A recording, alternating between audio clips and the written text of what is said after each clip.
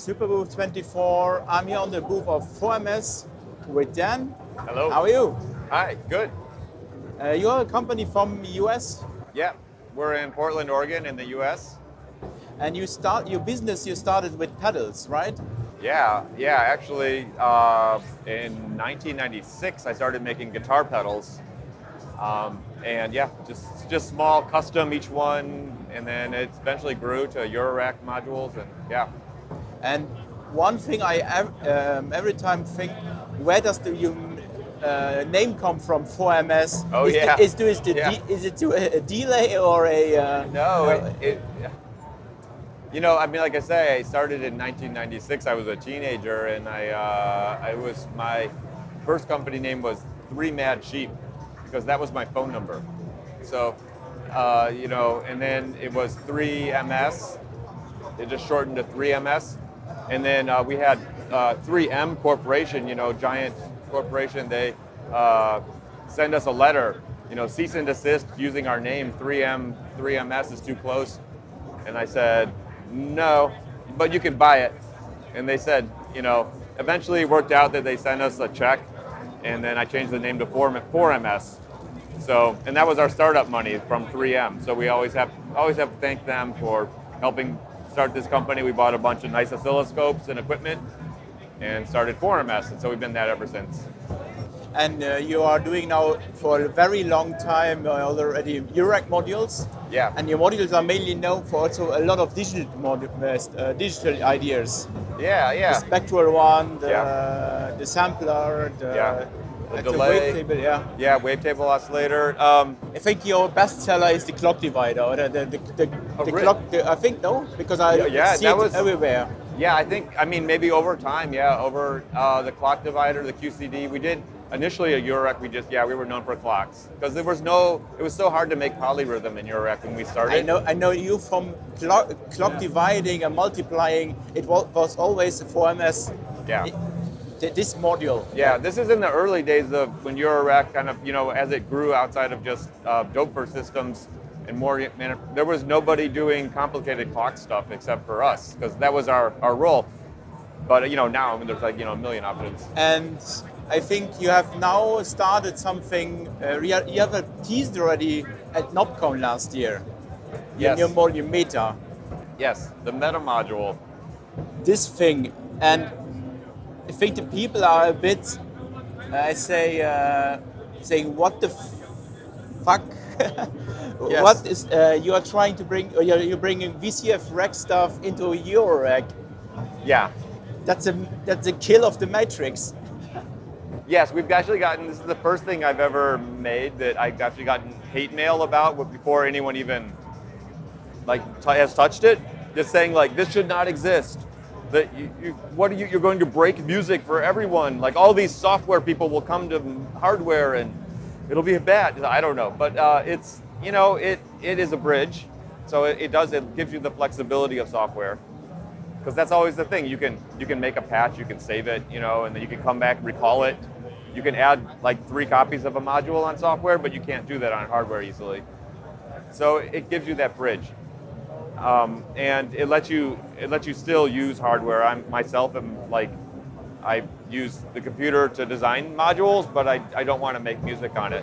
But it's not your idea to replace the computer with this module. It's not. No, that was the weird misconception when it leaked. And at first it leaked at NobCon. We didn't mean to release it, and that was a big misconception. People saying why would I want to use a computer with a tiny screen? I was like, well, of course you wouldn't want to use a computer with a tiny screen. It's not a computer. It's a module that you play. So I think now showing it at Superbooth, once you come up and you touch it, you see it, it's obvious. I don't need a mouse. People are saying, why can't I plug my mouse and keyboard into this computer? It's not a computer. It's a module. It has knobs and jacks. Yeah. Okay. Yeah. So that I can't play Quake on it? No. Will it run Doom, though? You'll have to get it and see. Yeah. You said to me yesterday already, what I expected is not the case. It's not a Linux system or something like this. It's your own system. No, it's truly not a computer, even at the roots. Yeah, it's not running Linux. It's our own. I wouldn't call it an OS, but it's my own bare metal platform. And actually, I've released this platform on our GitHub. If you're that kind of nerd who likes to look at operating system level code, it's free, because I think this is the chipset that we're using here is super powerful. It has tons of RAM, really fast RAM, which has just not been possible to do this kind of fast processing and fast large amounts of RAM until these chips. So this is possible to the increasement of the CPU powers of the last 2 years of this. Yeah. So this chip, the chips that we use on this are designed for Linux, and so it's designed for an operating system. But we have made our own platform for this, so we can have low latency. So we don't have the limitations with audio. It's so hard with, Because people are ask me on the article and so on, what's about latency? Because it's always computer. So it's not a computer, so we don't have that issue. It's been no struggle at all to have less than a millisecond latency. It's never been an issue. The things that have been harder in the design processes are things like USB, Wi-Fi, things that an operating system does easily. Well, those are the things we've had to really design from scratch. So, but we've done it now, and it works. And how long do you work on it? It's a long project. Yeah, it's been a long, so since before the pandemic, so 2019. It started as a VCA. I wanted to make a small 6 HP dual VCA where you could select the algorithm, a digital VCA. You could select low pass filter, low pass gate, and then it, as I pitched this to the rest of the 4MS team, said like, well, we could have different effects too, like, maybe a bit crusher, and oh yeah, that's cool, yeah, oh, we should have like a resonant filter, yeah, filter version. And then it's like, well, if we're gonna have effects, why don't we put our modules on there? We could have our own, like all the 4MS modules could be on there. Oh, that would be awesome. And then we started thinking, it'd be cool if you could like run your 4MS modules into each other. Yeah, okay, we need a computer to do that. Well, let's make a computer program. And like, well, that is VCV Rack, what we just described. You're patching on a computer. Oh, let's just use VCV Rack to save our patches. And as soon as we said that, I started telling other people, hey, we're making a thing where you use VCV Rack to make a patch of 4MS modules, and then you play it on hardware. People say, I want my modules to run on that too. So you, because you brought your module, some of the modules to VCF Rack already. Yes. So this was a little teaser already. Yeah. Well, no, they haven't. We haven't released them yet on not VCV yet. Rack. Yeah. But they're coming. They're running on VCV Rack, but they're not. They're not available publicly. Yeah. Okay. They're just available inside the module. Yeah, they will be on when we will release everything at the same time. Okay. So VCV and hardware all at the same time. Yeah. So talking about the module, as you said, it's not a computer. Where to start with such a module? Because you said 160 modules are inside. What is the best? How do you use it? If you for example, in your setup.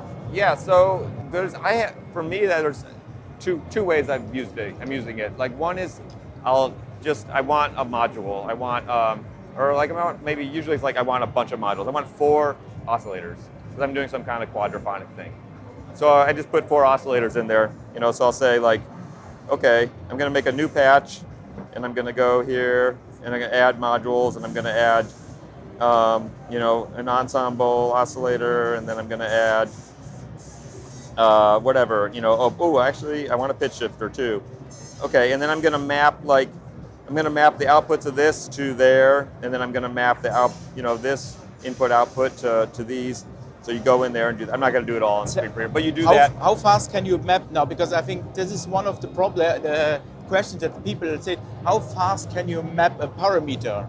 Oh, mapping a parameter is easy. So let's say I want to do scale, I want to take scale knob to this knob. Then I hit knob set. I wiggle this knob. Now it's knob U. I click OK. So now it's mapped. So you don't need the editor. You don't need the editor, though. Like if you're doing it a lot, and you want to make something complicated, like more than a few modules, it's faster to do on the computer. But also, sometimes it's nicer not to break your workflow and just stay on the modular. Maybe it took you a minute and a half instead of taking you 25 seconds, but maybe it's nicer. It's up to you. Yeah. You can also start it on VCV and then load it in here, and then and then finish it here. You know, think, oh, I don't know which knob I want to control, and then you could start playing it here and go, okay, this is the one I want to control, and map it then, yeah. And what you said, you have two ideas of playing. You either making some modules. Yeah, so that's one. Like, I have a patch. I have all these other modules, and I need something in them. Like, I have, you know, some kind of sequence. So, like, you know, I want to sequence this. So, and then another way is, I have a small system, and I want to just make a patch in it. So it's more or less self-contained. So we have like examples. You know, here's one actually. Like, so like, just kind of just running on its own. I'm not even sequencing this, and I'm just changing, right? Or then, you know, maybe later I want this other one. So I don't know, you're playing live, and then you fade down, and then you bring this one up. That's like another way you might want to use it if you just want to have a like multi-function, kind of like complicated system setup going on right there. I also rethink, for me, how would I use it? I think I would not take a big patch in it, more for one or two modules, three modules. Yeah, I think the multi-effect way is the most like apparent, because it's like you already have your modules, you already have your patches, and you just want to like add something. You know, I need a LFO, I need a little sequencer in here. You can just throw that in. And then the patch way though is like also like really fun, because it makes you you can have maybe 10 modules, and each of them have like 10 or 15 knobs, and then you can just have that, like here's a quad drum patch, right? So, and I've mapped out the knobs to a way that I like it, and the mixing and stuff, so I can have it very limited to just the knobs that I want to be controlling, versus like, you know, having a wall of knobs and things like that. So it makes you like, let you create like kind of a macro patch. How do you, how many, the modules that now are available, these are the standard modules from VCV Rack plus yours and from partners, or? Well, so this list is growing, and by the time we have a release, it'll be much longer. But right now, at the moment, we have the 4MS modules, we have the Bafaco modules, the ones that are available on VCV Rack. We have Petric CV, which has a ton of like phase sequencers and things like that. We have nonlinear circuits, and my memory is fade. We have the sequencers from Scanner Darkly, and those are built in. And then there's also a plug-in system, which is how, since there's like, what, 3,000, 5,000 modules on VCV Rack, they can't all possibly fit on here. So we have a plug-in system. So they can be imported. They can be imported, yeah. So for the plug-in, you put, it's my thumb drive, well, you put a thumb drive, you know, you'd save the plug-in file on a disk, USB or SD card, and then put it in here, and then you load the plug-in. How about plug-in VCV Rack modules or plugins that are commercial?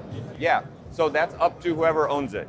If they they can sell it just like they sell on VCV Rack. It's the same. Like, so we make the platform, we make Meta Module.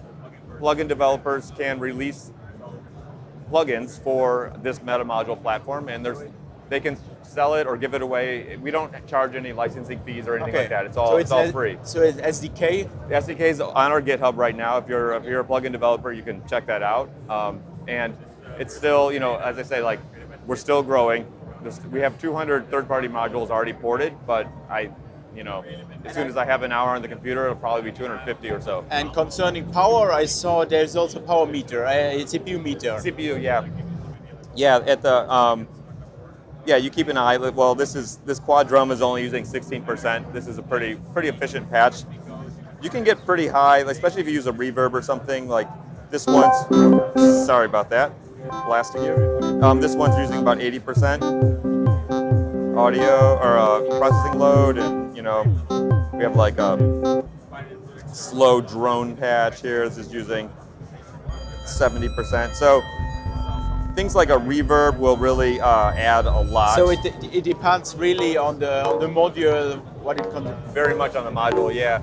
And surprisingly, some things like will only be about half as, twice as much processing load.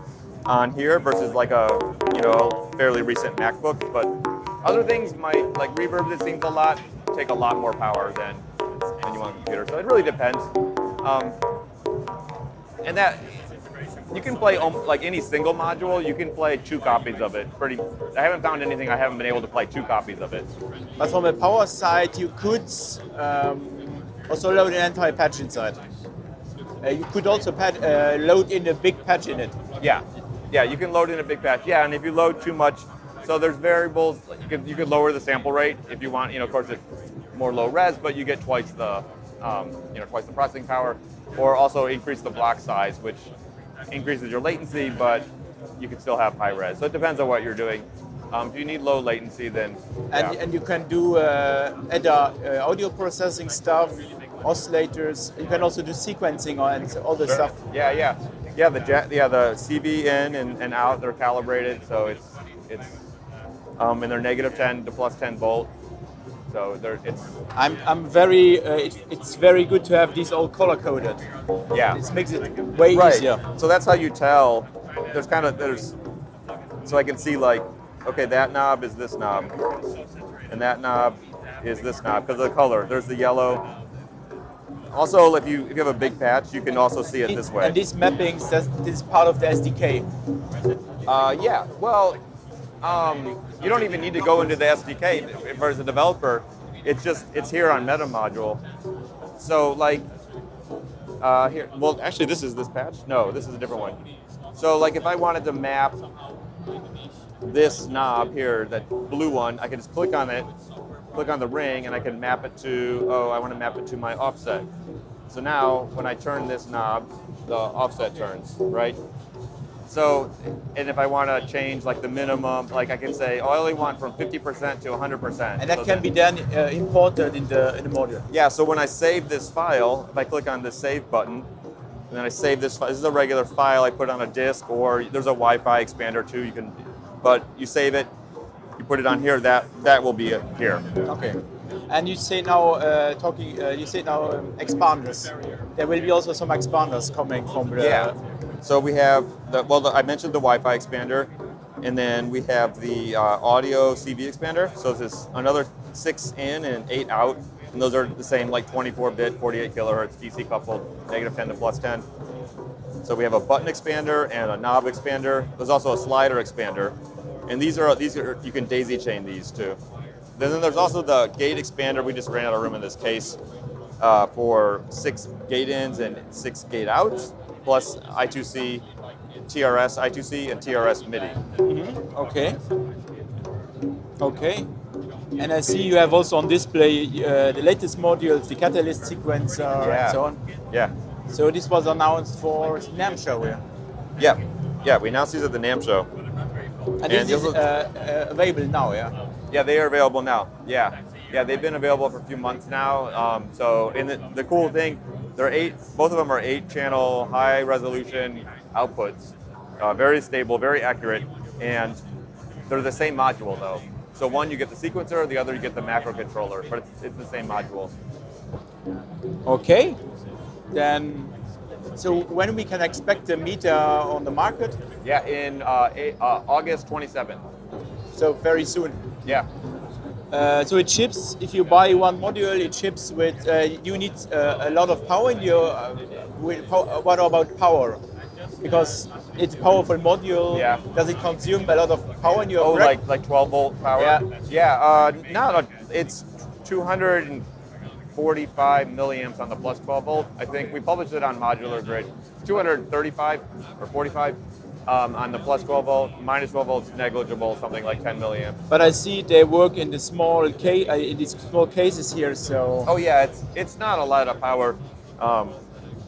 Surprisingly, the chips are made for low power, like cell phones and things like that. So they're made for low power. Yeah.